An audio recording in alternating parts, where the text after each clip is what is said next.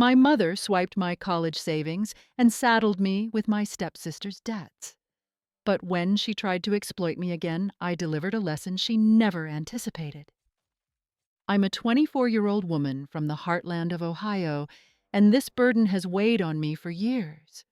Truthfully, I've never shared the entire saga with anyone, not even my dearest friends. Lately, though, I've been mulling over everything that transpired, and I need to unburden my soul. It all kicked off when I was 18, just out of high school, brimming with dreams of starting my life. Or so I believed. Growing up, it was just me and my mom, as far back as my memory stretches. My father was never part of our story, and Mom toiled endlessly to keep our little world spinning. We weren't rich, but we scraped by. I respected her relentless effort, even if we didn't always mesh. She could be stern, often distant, but I figured it was the toll of her grueling work schedule. Things took a turn when I was 16. That's when she met Tom. He seemed all right at first, courteous, charismatic, perhaps a tad too polished. He had two kids, Emily, 14, and Lucas, 12. They moved into our home about 6 months after Mom and Tom started dating, and within a year, they tied the knot. That's when my life began to unravel. All of a sudden, I felt like a ghost in my own home. Mom bent over backward for Tom and his kids, lavishing them with new outfits, outings to amusement parks, and even allowing Emily to revamp her bedroom with sleek, brand new furniture. Meanwhile, I was stuck in faded clothes I'd outgrown and hunched over a wobbly desk we'd nabbed at a yard sale when I was 12. It wasn't just the money or the attention. It was the blatant way Mom signaled that Tom and his kids were her priority. Take Emily's 16th birthday. Mom threw her a dazzling bash, catered gourmet food, a live band, a decadent cake, and a queen for the day vibe I didn't know we could bankroll. Tom invited half of Toledo, and Emily capped the night with a gleaming new car. My 16th birthday? Mom whipped up a cake from a mix we ate at home, and my gift was a stack of towels because, as she put it, you'll need them when you move out someday. No celebration, no car, not even a heartfelt token. Money was tight back then, yet Tom's kids always got the red carpet treatment. Then there was Lucas. When he took up soccer, Mom enrolled him in every elite camp, bought him custom cleats, and chauffeured him 2 hours each way to a weekend league.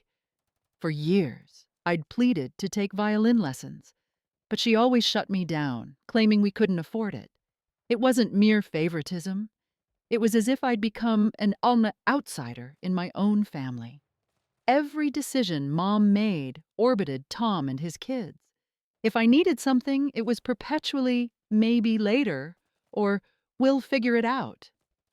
The deepest cut came when Tom and Mom sat me down and declared they were converting my bedroom into Emily's study space because she needed a quiet nook for her schoolwork. I was relegated to a cramped guest room at the back of the house. It was barely big enough for my bed and a dresser. Half the time, as Emily wasn't even studying, she'd be in there snapping selfies or filming videos for social media. The ultimate betrayal hit after I graduated high school. I'd been grinding at 2 part-time jobs for over a year, squirreling away every penny for college. By the time I donned my cap and gown, I'd amassed $6,500. Not a fortune, but enough to cover my first year at community college, with a bit left for books and supplies. I was proud of my hustle.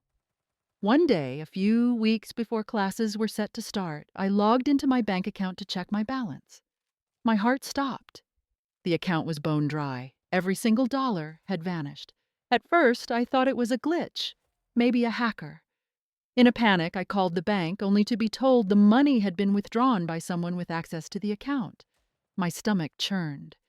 The only other person on the account was my mom.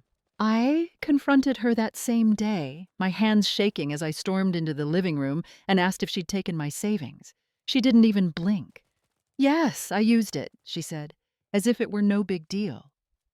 When I pressed her for a reason, she replied, "Tom needed help covering some expenses for the kids. They're starting school too, you know." I was incandescent with rage. She'd siphoned every cent I'd saved for my future to buy clothes and school supplies for Emily and Lucas.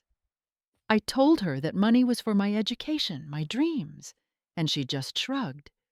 "You're part of this family. We all have to chip in." That moment shattered my heart. I realized she no longer saw me as her daughter, just a resource to tap when it suited her needs. Reeling from Mom's theft of my college fund, I packed my bags and fled to my cousin Lisa's place. It was one of the hardest yet most freeing decisions I've ever made. I had no safety net, just a gut certainty that I couldn't stay in that house any longer. Lisa, 10 years my senior and living 30 minutes away in a snug apartment in Columbus, has always been my sanctuary. When I called her, tears streaming down my face, she didn't hesitate. "Come stay with me," she said warmly. "We'll sort it out together." When I arrived, lugging one suitcase stuffed with clothes and a few odds and ends, I was a mess. I left everything else behind. It didn't feel like mine anymore. Lisa didn't prod or ask too many questions, which I was grateful for. She just enveloped me in a hug, tossed me a cozy blanket, and said, "Let's order some pizza."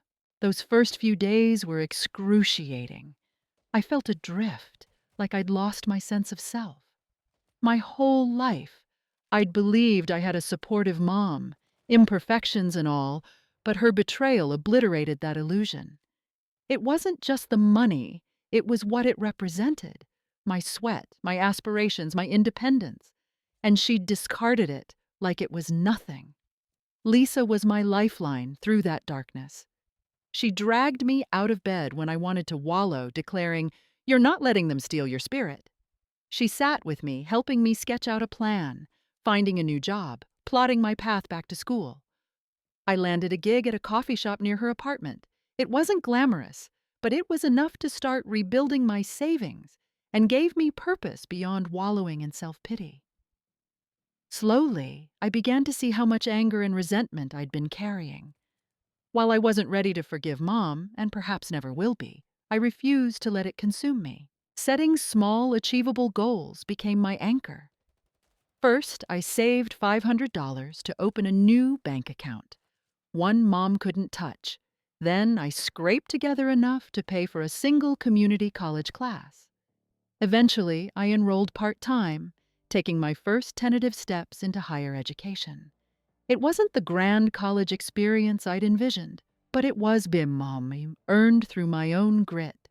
Living with Lisa was a stark contrast to life at home. She treated me like an adult, never making me feel guilty if I couldn't contribute to groceries or rent. She always asked for my input instead of steamrolling me with decisions. We fell into a comforting routine, Friday nights on her couch, munching takeout and laughing at ridiculous reality shows. It wasn't much, but it felt like home in a way I hadn't known in years. Meanwhile, Mom's contact was sparse. The few times she reached out, it wasn't to check on me. It was always, "I hope you're thinking about coming home soon," or "We need to discuss how you'll contribute to the family." As if she didn't grasp that I'd left because of her actions. I ignored most of her messages. What was there to say? "Thanks for shattering my trust." I got snippets of news from my Uncle Mike, who I'm still tight with.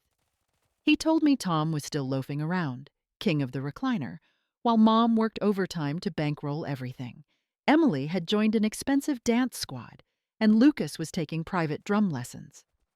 "Oh, and your mom got Emily a new smartphone for her birthday," Mike mentioned during one call. "Of course she did," I said, rolling my eyes so hard I thought they'd stick. But truthfully, I was done caring. They had their idyllic little family unit, and I had my own life to forge. By the time I turned 20, things were looking brighter. I'd saved enough to transfer to a university an hour away, sharing a modest apartment with a couple of other students. Leaving that toxic household lifted a weight I hadn't fully recognized. My mental health blossomed. By the time I graduated, I'd secured a decent job in marketing. For the first time in years, I felt like I had my act together, paying my own bills, nesting in a charming studio apartment, and envisioning a future untethered from Mom's expectations. Then, out of nowhere, Mom resurfaced with a text. "Hey, we need to talk.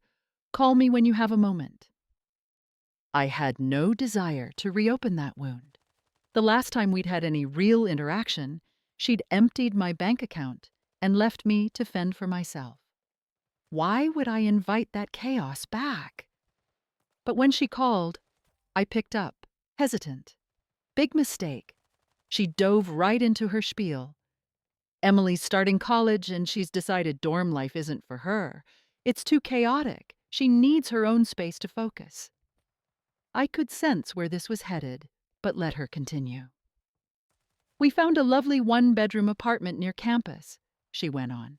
"It's only $1,500 a month, quite reasonable for the area. I was hoping you could help with the rent. You're doing well now, aren't you?" I nearly burst out laughing. "You're asking me to pay $1,500 a month for Emily's apartment? Are you kidding?" She sighed as if I were the unreasonable one. "Not the whole amount, maybe 1,000. I couldn't fathom her audacity. "Mom, Emily isn't my responsibility. She's she's your stepdaughter, not my sister." Her voice turned sharp. "She's family. You don't abandon family." I wanted to scream. This was the same woman who'd sidelined me the instant Tom and his kids entered the picture, and now she was lecturing me about family? "Why can't Tom pitch in?" I asked. "Or Emily? She could get a part-time job like every other student." Mom got defensive. "Tom's doing everything he can, and Emily needs to focus on her studies. A job would be too distracting." "Right," I said, sarcasm dripping, "because no college student in history has ever juggled school and work." She brushed it off. "It's not forever, just until we get things sorted." I'd heard that line before, when she drained my college fund for a supposed temporary rough patch that stretched into years of neglect while Tom's kids got everything handed to them. "No," I said firmly. "I'm not doing it."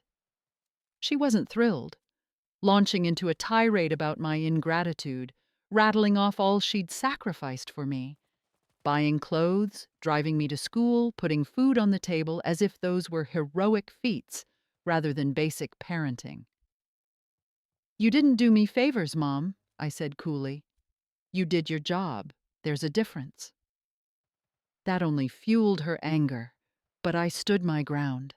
"I'm not paying for Emily's apartment. End of discussion." I hung up. You'd think that would have settled it, but no. Mom, the queen of guilt trips, wasn't about to let it go. First came a barrage of pity-soaked texts.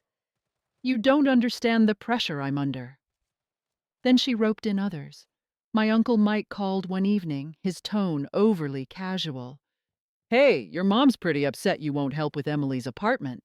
I sighed, already irritated. "It's not my job, Mike." He pressed. "She's really struggling. Maybe you could help out just until they're stable." I nearly laughed. "Mike, they've been getting stable for 7 years. When does that actually happen?" He didn't push too hard, muttering about not wanting to get involved, but it was maddening how easily Mom pulled him into her campaign. Then came a real shock. Emily herself. I hadn't spoken to her in years, so when her name flashed on my phone, I barely recognized it. Her text was short but oozing entitlement. "Heard you're not helping with my apartment. Not sure why you're making this so hard. It's just rent." Just rent? Like $1,500 was pocket change. I didn't respond. What was the point? Emily was still the spoiled princess, unchanged. Mom cranked the guilt to 11, sending a long, melodramatic text about how I was ripping the family apart and endangering Emily's future.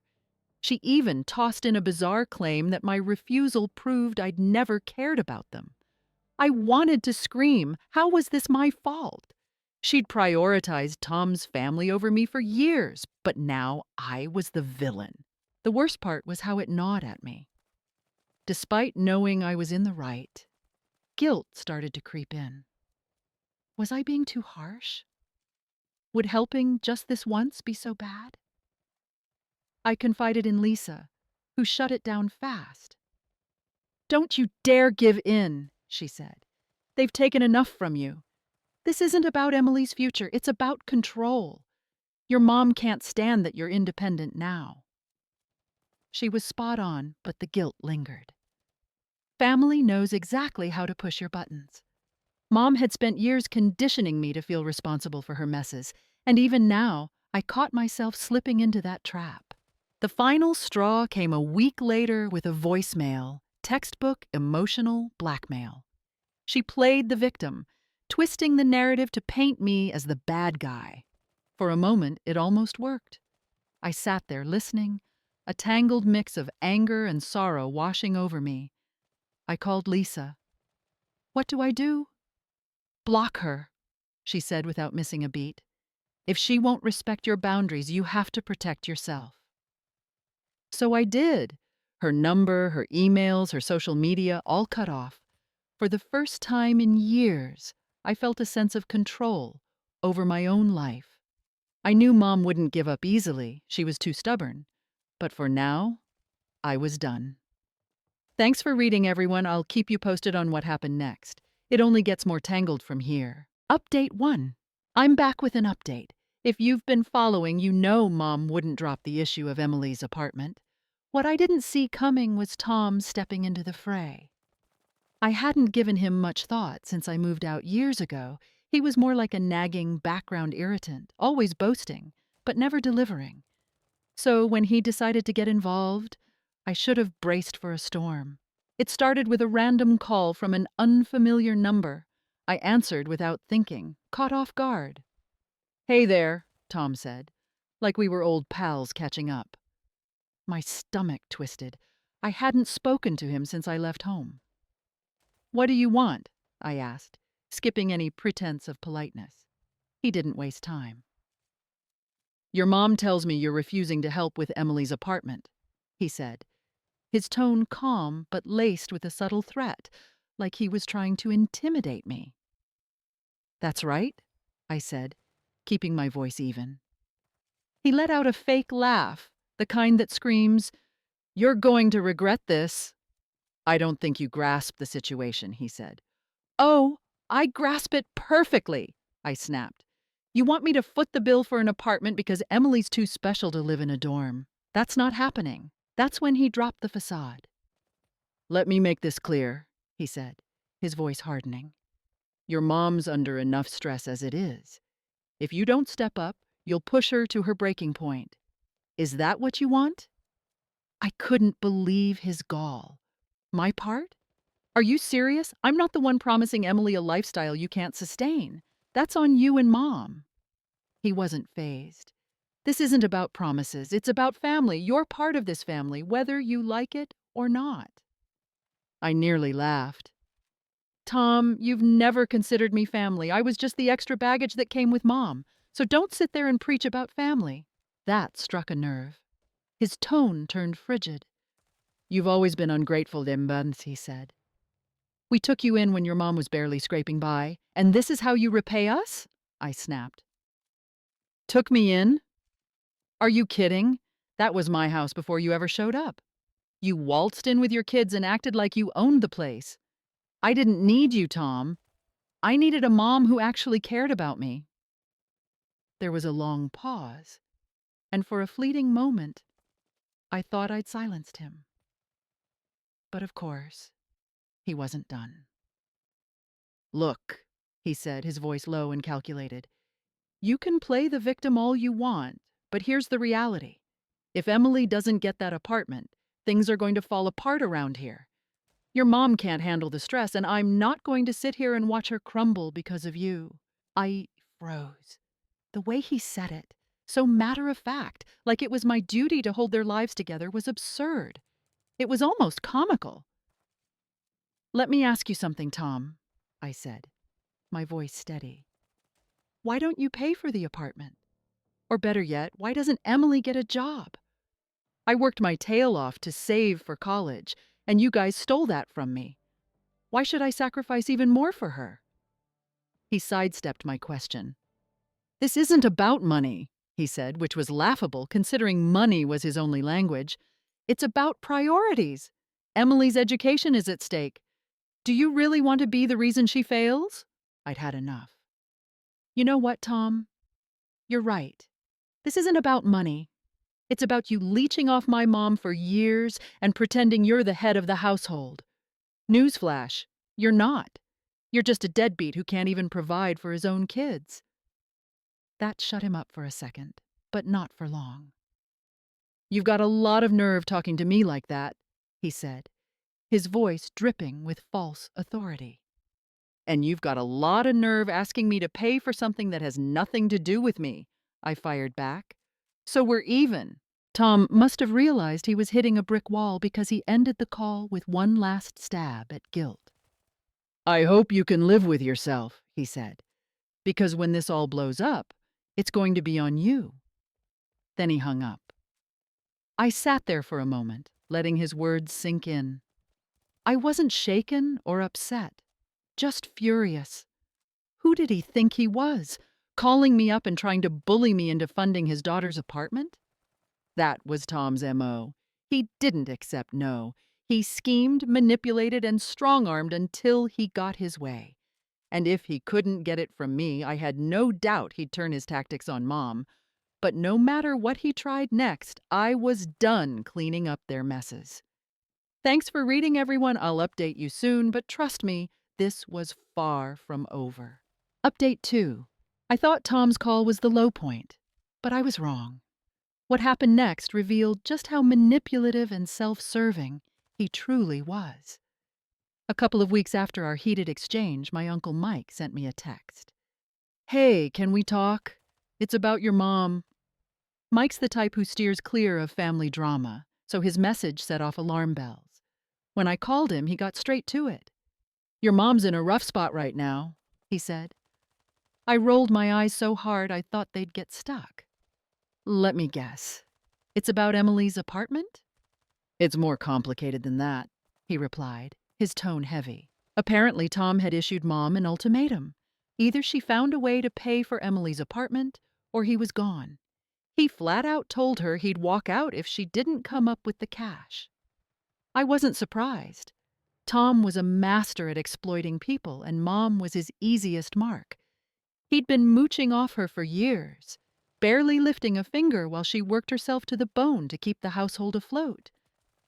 Now he was threatening to abandon her unless she caved to his demands. Does she really think he'll stick around after this? I asked, incredulous. I don't know, Mike said. She's convinced she can't lose him, though. She's been scrambling to figure out how to make it work. I was livid.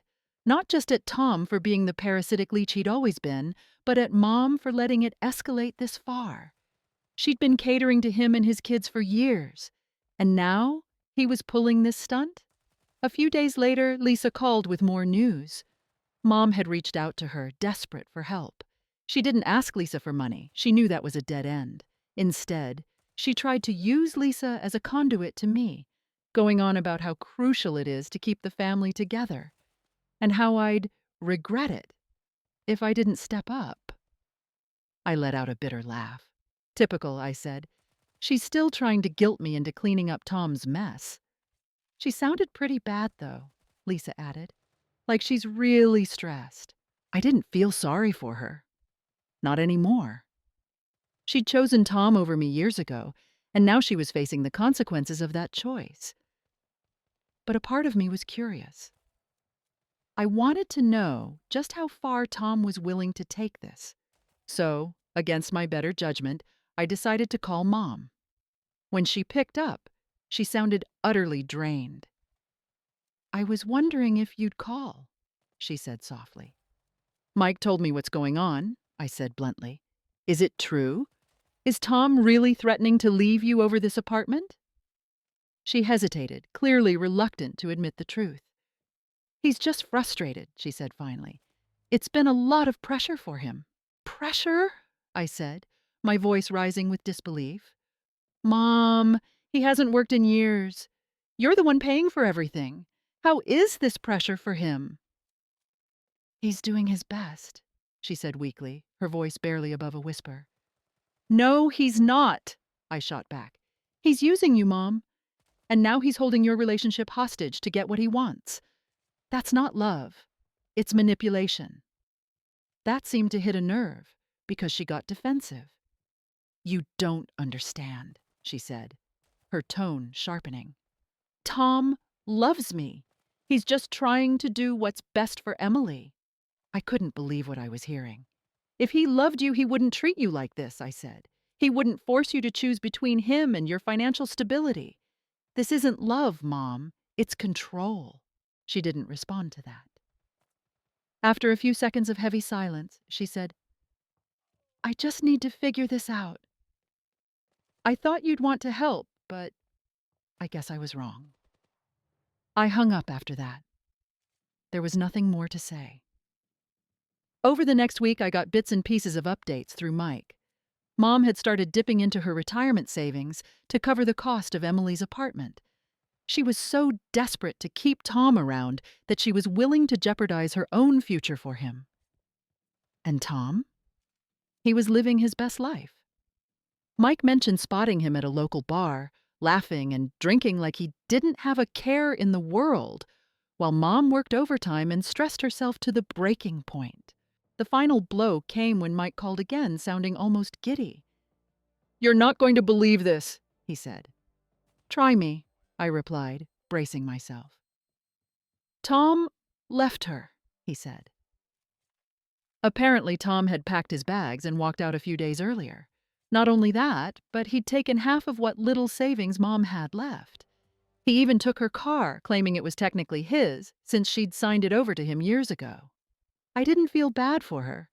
She'd let this man walk all over her for years, and now she was paying the price. But at the same time, I couldn't help but feel a quiet sadness. Not for the person she was now, but for the mom she used to be, the one who worked tirelessly to give me a good life before Tom came into the picture. I haven't spoken to her since. Part of me wonders if she'll reach out and try to apologize, but honestly, I don't think I'd be able to forgive her, even if she did. Thanks for reading, everyone. I'll update you if anything else happens. But for now, I'm just relieved Tom is finally out of the picture. Update 3. It's been a while since my last post, and I wasn't sure I'd write again. But some of you called me out for leaving things on a bit of a cliffhanger. So I figured I'd give you the final piece of this saga and tie up the loose ends. First off, a huge thank you to everyone who commented or messaged with advice and support. It's incredible how many of you could relate to my story, and your kind words have lifted me more than I can express. I've read every single comment and message, and they've meant the world to me. After Tom walked out, leaving Mom in financial and emotional shambles, she finally reached out to me. I was honestly shocked when she texted me one day from a new phone number. I hadn't heard from her in weeks, and part of me assumed she'd never bother contacting me again after everything that had happened. But there she was, texting like nothing had gone wrong. Then she called, and I let it go to voicemail, unsure if I was ready to hear her voice. The message she left was different from her usual tone. She sounded exhausted, almost defeated. Hey, she began, her voice heavy with weariness. I know I've made mistakes. I really need to talk to you. Please call me back. I sat there staring at my phone, wrestling with whether to call her back. On one hand, I was curious. Had she finally seen through Tom's toxicity?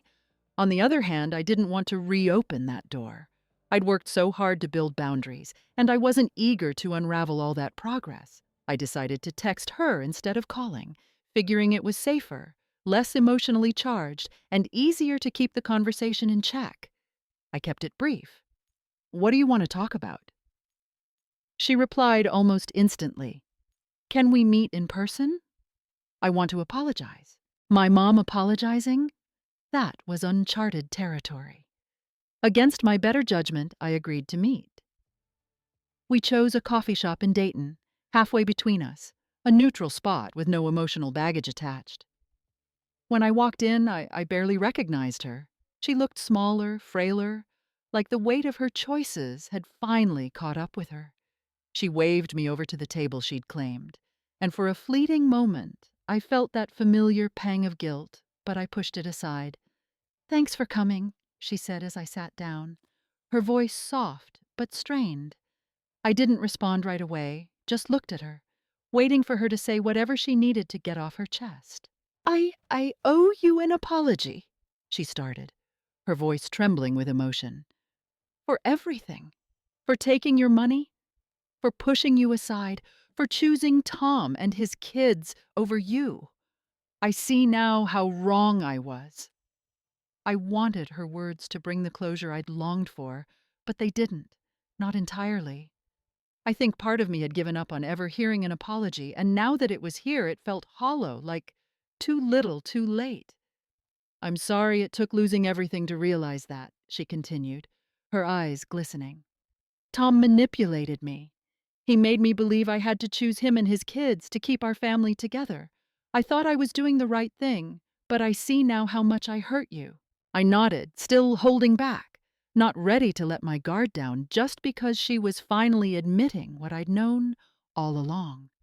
"I know I can't make up for what I've done," she said, her voice breaking, "but I want to try. I want to rebuild our relationship, if you'll let me." That's when I finally spoke. "Mom, I'm glad you're seeing this now, but you have to understand it's not that simple. You broke my trust, and it's going to take more than words to fix that." She nodded, tears welling up in her eyes. "I understand," she said quietly. "Why now?" I asked, my voice steady but searching. "Why are you coming to me now, after everything?" She sighed, her shoulders slumping. "Because I don't have anyone else.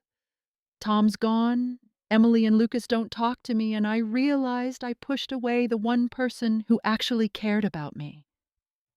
Her words hit me like a tidal wave, harder than I expected. I wasn't sure if she meant them or if this was just another attempt to pull me back into her orbit. But either way, they left me reeling, torn between anger and a strange, reluctant pity.